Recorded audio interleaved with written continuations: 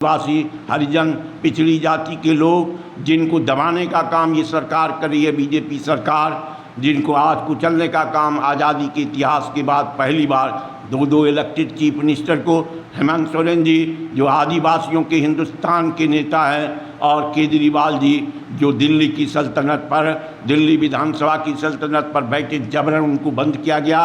अपने आतंक और पावर के बल पर इसको सबक सिखाने का काम बीजेपी को देश की जनता, इंडिया गठबंधन खुलेआम इस संसदीय चुनाव में करेगी। ये हम भरोसा यहाँ के देश के लोगों से उम्मीद करते हैं, भरोसा करते हैं। पूर्ण विश्वास हमें है कि गरीब कमज़ोर हो सकता है, पैसे नहीं हो सकते हैं, एक शाम भोजन पर जिंदा रह सकते हैं, लेकिन अपने सम्मान और स्वाभिमान के लिए अपने वोट के अधिकार से देश की सत्ता को सही ज्ञान कराने का काम करेगा।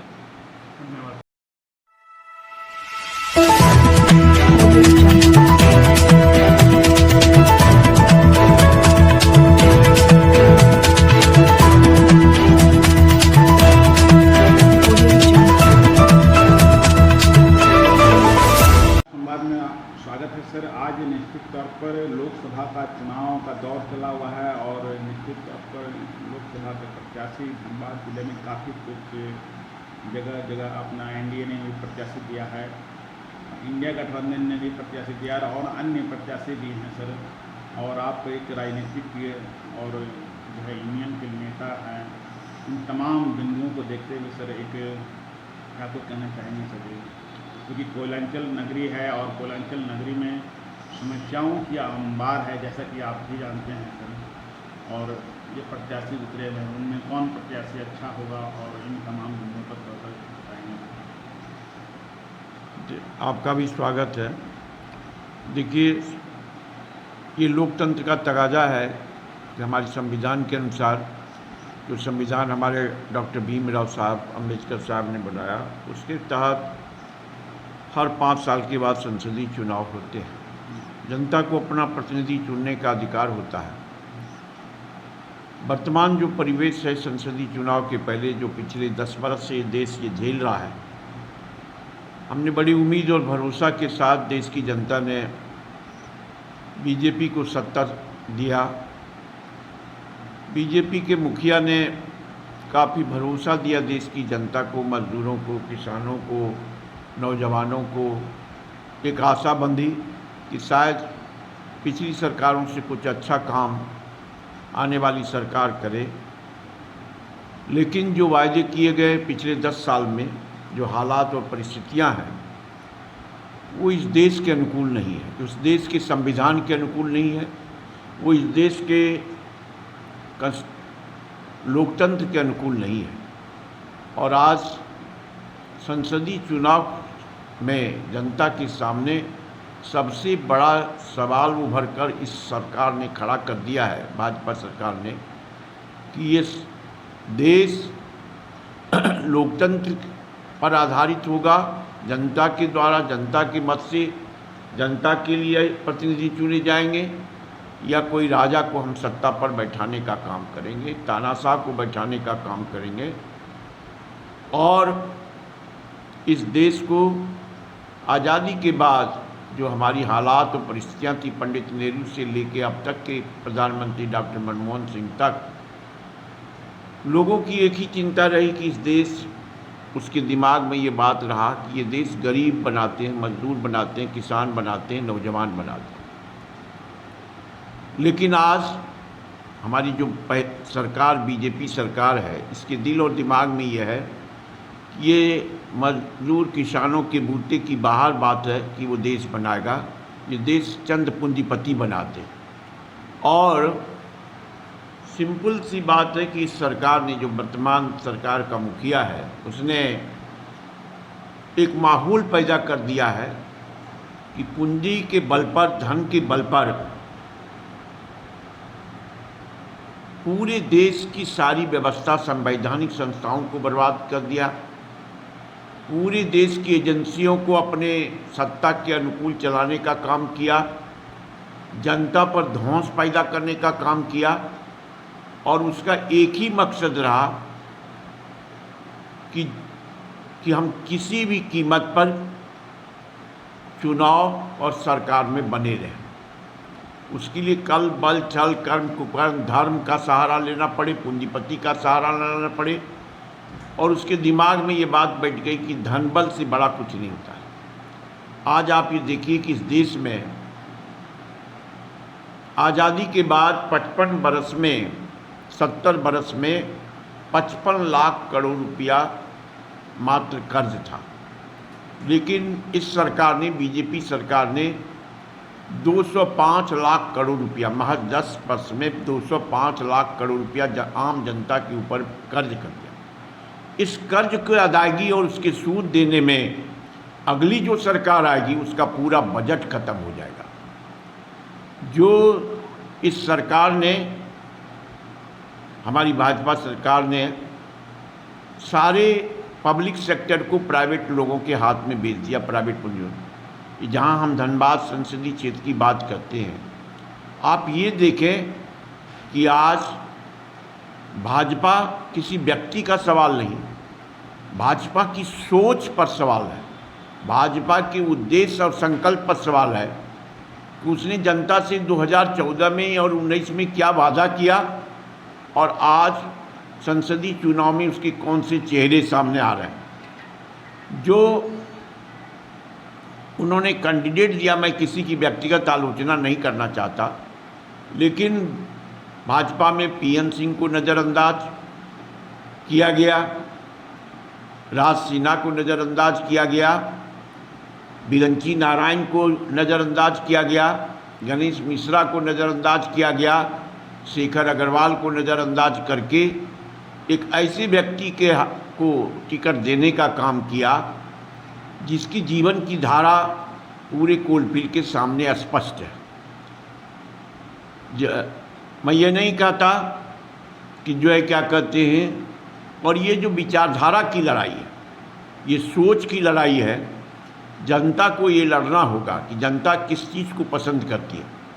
वो आतंक को, ध्वंस को पसंद करती है, वो पूंजीवाद, पूंजी को पसंद करती है, बेरोजगारी को पसंद करती है, महंगाई को पसंद करती है, भ्रष्टाचार को पसंद करती है, या राष्ट्रपिता महात्मा गांधी, पंडित नेहरू, नेताजी सुभाष चंद्र बोस, भीमराव अम्बेडकर के रास्ते पर चलकर देश को एक समृद्धशाली भारत बनाने का काम करने में अपनी भूमिका दे। किसानों के साथ क्या हुआ? 750 किसान की मौत हुई, शहादत हुआ। आंदोलन में आज तक इतने लोगों की मौत कभी नहीं हुई। जो सरकार, लेकिन उस पर एक चूं शब्द पार्लियामेंट में नहीं कहा, एक पैसा कंपनसेशन नहीं दिया गया। माननीय सुप्रीम कोर्ट के दखल के बाद और दबाव के बाद इस सरकार ने 50,000 रुपया प्रति परिवार देने की बात की घोषणा की। सरकार ने कोविड-19 में पूरी दुनिया का रिजल्ट कहता है कि भारत में 50 लाख लोग मरे, मौत के शिकार हुए। ऑक्सीजन के हमने कोई मोहल्ला, कोई गली, कोई शहर, कोई कस्बा, कोई गांव, कोई वार्ड नहीं था जहां से लाशें श्मशान में लाइन लगा के खड़ी नहीं थी। लाश पहली बार हिंदुस्तान ने ये देखा।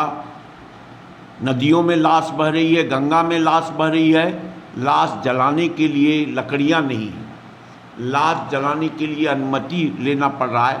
हॉस्पिटल में बेड लेने के लिए परेशानी है, एक दूसरे के मरने का इंतज़ार कर रहा है। दुनिया को सबसे ज़्यादा ऑक्सीजन पैदा करने वाला देश, ऑक्सीजन देने वाला देश, हमारी सरकार, बीजेपी सरकार कंप्लीट फेल कर गई कि हम ऑक्सीजन के बिना मौत के शिकार हो गए। लेकिन हमने एक चूं शब्द हमारा बीजेपी का मुखिया न पार्लियामेंट में बोला न बाहर बोला। राहुल गांधी ने सारी नियमों और परंपराओं के हित में, देश के हित में उन लोगों के प्रति पूरे सदन में विपक्ष की ओर से संवेदना प्रकट की और शोक प्रस्ताव पास किया।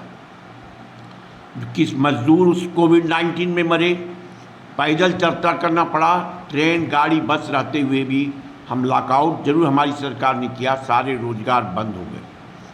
उन छोटे पूंजीपति मर गए, 10-20 पूंजीपति के हाथ में ये देश आज ब्रिटिश हुकूमत के जमाने से भी ज़्यादा निर्दयी सरकार आज इस देश में है।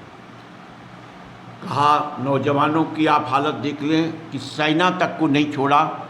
सेना में अग्निवीर योजना लाई, हजारों सैन्य नौजवानों ने आंदोलन किया, मुकदमे हुए, लेकिन एक बहाली नहीं हुई। ये अग्निवीर योजना सेना को भी तोड़ने का और चाइना के फार्मूले पर और इजराइल के फार्मूले पर आज एक नई योजना। बेरोजगारी हमारी ऐसी है कि हम रूस और यूक्रेन में युद्ध चल रहा है, वहाँ भी हमारे लोग रोजगार खोजने के लिए उस भीषण आग में मरने के लिए तैयार है। और लोग पेट के लिए, पापी पेट का सवाल है, यहाँ के नौजवान, भारत के नौजवान जा रहे हैं। और भारत का मुखिया कहता है कि हम विश्वगुरु हो गए, उसकी पार्टी, हमारी सरकार कहती है कि हम यशस्वी प्रधानमंत्री बना दिए। मैं नहीं कहता, मैं किसी व्यक्ति और सब पार्टी के खिलाफ नहीं, लेकिन उसकी सोच देश को क्या दे रहा है वो सबसे बड़ा सवाल है। आज मजदूर के हालात देखिए, कोल फील्ड में जो हमारी सबसे बड़ी कोल इंडिया कंपनी थी, 7.5 लाख लोगों को रोजगार हमारी इंदिरा जी की एक दस्तखत से कोल नेशनलाइजेशन में मिला था, कोल इंडिया बनी थी। लेकिन आज इस कंपनी को सिर्फ भारत कोकिंग कोल में ही, जहाँ 1,80,000 मजदूर काम करते थे, आज वहाँ पर मात्र 30,000 से कम मजदूर भी काम कर रहे हैं। जो हमारे अनऑर्गेनाइज्ड सेक्टर के मजदूर हैं, एक कंपनी हमारी भारत कोकिंग कोल थी, दुनिया की सबसे बड़ी कंपनी है, जो करोड़ों रुपया, हजारों करोड़ प्रॉफिट पर चलती है, जिसने देश को बुरे समय में हर समय आर्थिक मदद की, हर संकट में मदद किया।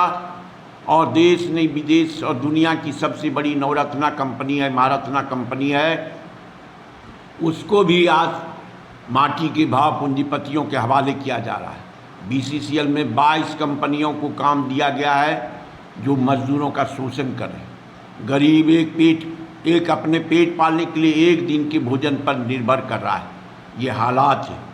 अब इस देश की जनता को, इस देश के मजदूरों को और किसानों को लोकतंत्र में यही सबसे बड़ा अधिकार है कि उस अन्याय के खिलाफ, जहाँ हमारे सारे अधिकार और सुविधाएं जो पंडित नेहरू जी ने दिया, जो इंदिरा जी ने दिया, जो राजीव गांधी ने दिया, जो डॉक्टर मनमोहन सिंह ने दिया, जो पीवी नरसिंह राव ने दिया, जिसके लिए लाल बहादुर शास्त्री ने कुर्बानी की, चाहे वो किसानों के लिए, चाहे वो मजदूरों के लिए, जिस आवाज़ को भीमराव अम्बेडकर ने उठाया, गरीबों, शोषितों, पीड़ितों, दलितों की आवाज़ को मजबूत करने के लिए, आज उसकी आवाज़ को दबाया जा रहा है, उसकी आवाज़ को कमज़ोर किया जा रहा है और उसके बदले में पूंजीपतियों की आवाज़ को मजबूती दी जा रही है। मीडिया के लोग, जो मेन स्ट्रीम मीडिया के लोग हैं, उनको खरीद कर जनता के खिलाफ सरकार की वाहवाही में समय बर्बाद किया जा रहा है। करोड़ों रुपये पानी बहाए जा रहे हैं। जो हमारे देश की आर्थिक हालात ख़राब है। हम 205 लाख करोड़ रुपया कर्ज ले चुके। हमने GDP के 83% के हिसाब से हमारा कर्ज उससे ज़्यादा बढ़ गया। हमारी हालात वैसी नहीं है। हमने विदेश बैंकों को बर्बाद कर दिया, हमारी सरकार ने बैंकों को बर्बाद कर दिया। पूंजीपतियों के 16 लाख करोड़ रुपये माफ़ हो गए, लेकिन आज उसके जगह पर किसानों के कर्ज माफ़ करने के लिए ये सरकार तैयार नहीं। किसानों को MSP देने में 2-3 लाख करोड़ रुपये भी खर्च नहीं होंगे। हम पूंजीपतियों के अडानी और अंबानी का 16 लाख करोड़ रुपये माफ़ कर सकते हैं। हमारी सरकार, बीजेपी की सरकार, लोग पूंजीपतियों के लिए दरिया दिल दिखा सकता है, लेकिन आज जो है क्या कहते, किसानों और मजदूरों के सवाल पर उसकी सोच उसके खिलाफ जा रही है। इसलिए जो साधारण मजदूर से लेकर इंटक के राष्ट्रीय महामंत्री रहे, उन्होंने बेरमुखी जनता ने उस परिवार पर 7 बार विश्वास प्रकट किया और उसको वहाँ से रिप्रेजेंटेशन दिलवाने का काम किया। धनबाद से उनका पुराना संबंध है। कुमार जयमंगल सिंह, उनकी पत्नी अनुपमा सिंह और राजेंद्र बाबू का पूरा परिवार इस धनबाद की जनता से आज से नहीं, पंडित बिंदेसी दुबे, BP सिन्हा के ज़माने से भी पूरी तरह से समर्पित रहा है। इसलिए मजदूरों को हम विश्वास दिलाते हैं, भरोसा दिलाते हैं।